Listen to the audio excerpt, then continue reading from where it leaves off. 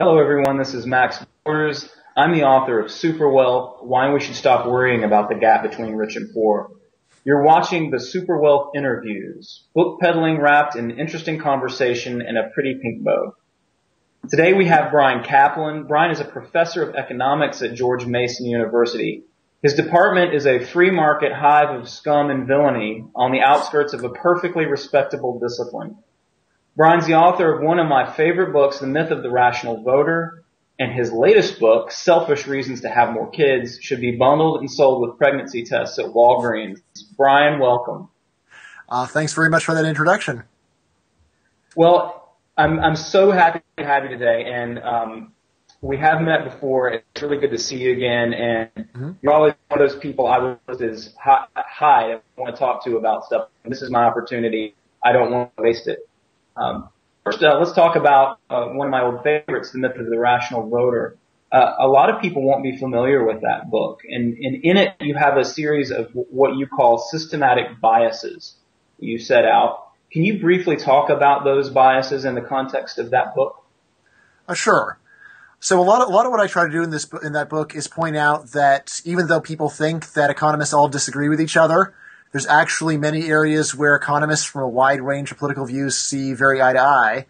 And what I wanted to do was to distill what are the main areas where economists and the public just see the world in a fundamentally different way. The areas where, say, me and Paul Krugman would actually have a lot more in common than any two people, than we would with each other, than any two people that just took off the street. So the four main biases that I talk about, first of all, is anti-market bias. This is a tendency to underestimate the social benefits of markets. So, non-economists tend to look at a situation and say, was someone making money off of it? If so, something bad is going on. For economists, even an economist like Paul Krugman, a key question is someone making money?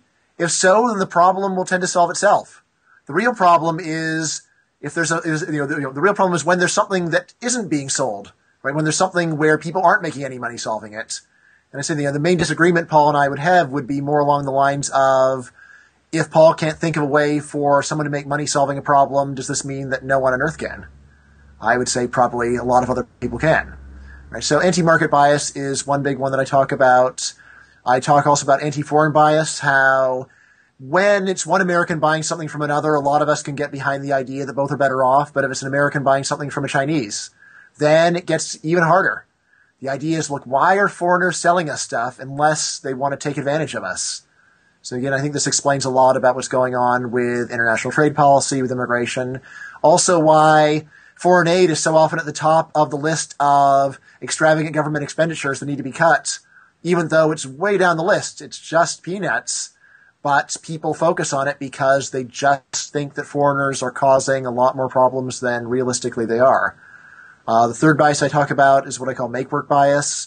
People tend to think about economic performance in terms of employment rather than production, which, especially when there is high unemployment, is easy to understand. But if you really step back and think, well, what would happen if we had prevented farm jobs from being destroyed by tractors and fertilizer and modern technology? Yeah, we would have saved a lot of jobs in farming, but we would have choked off the emergence of modern civilization.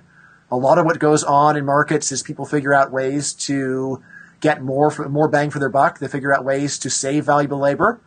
And this is actually, on the whole, very good. It's why we have a way higher standard of living than we used to. And then the last one I talk about is pessimistic bias.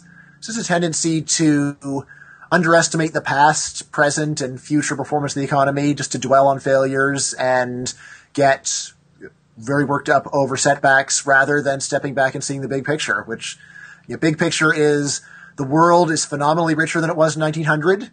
The first decade of the 21st century quite possibly was the fastest growth, had the fastest economic growth in all of human history. The U.S. didn't have a good decade, but the world had a fantastic decade. So if we look at this last decade and just think, this proves the end is nigh, things are getting better around the world at an incredible rate. Really what we wind up doing is focusing on exceptions rather than really getting appreciation for how good we have it and how much more we have than we used to. Well, certainly I agree with that. And it's one of the themes of my book.